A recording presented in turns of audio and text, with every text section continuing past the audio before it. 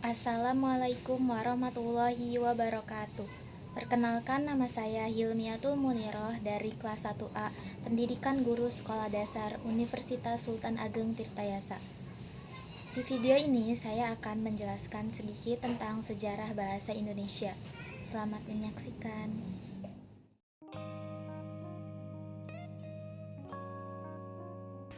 Menurut Wikipedia, bahasa Indonesia adalah varian bahasa Melayu, sebuah bahasa Austronesia dari cabang bahasa-bahasa Sunda Sulawesi yang digunakan sebagai lingua franca di Nusantara kemungkinan pada abad-abad awal penanggalan modern.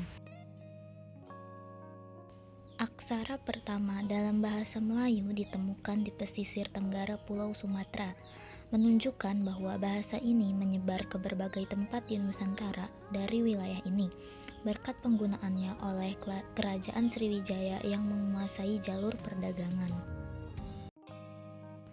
Istilah Melayu atau Malayu berasal dari Kerajaan Malayu, sebuah kerajaan Hindu-Buddha pada abad ke-7 di hulu sungai Batanghari, Pulau Sumatera.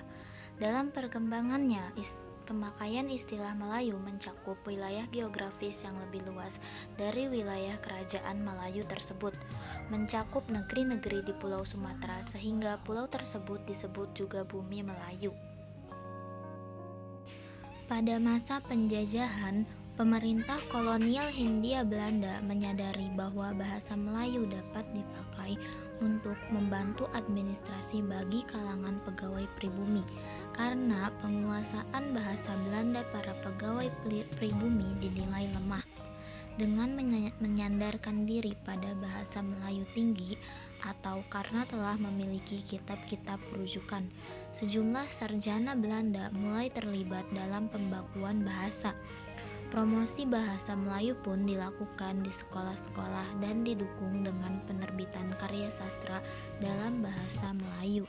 Akibat pilihan ini terbentuklah bahasa Indonesia yang secara perlahan mulai terpisah dari bentuk semula bahasa Melayu. Penggantian nama dari bahasa Melayu menjadi bahasa Indonesia mengikuti usulan dari Muhammad Tabrani pada Kongres Pemuda I yang beranggapan bahwa jika tumpah darah dan bangsa tersebut dinamakan Indonesia, maka bahasanya pun harus disebut bahasa Indonesia.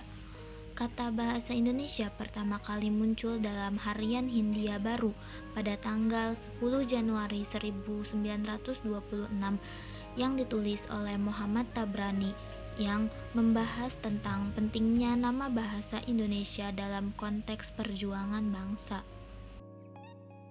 Bahasa Indonesia mendapat pengakuan sebagai bahasa pemersatu bangsa pada saat Kongres Pemuda II tanggal 28 Oktober 1928 yang menghasilkan Sumpah Pemuda.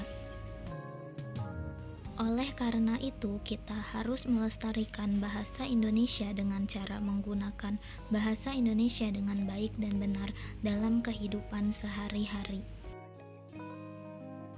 Sekian dari saya, kurang lebihnya mohon maaf. Wassalamualaikum warahmatullahi wabarakatuh.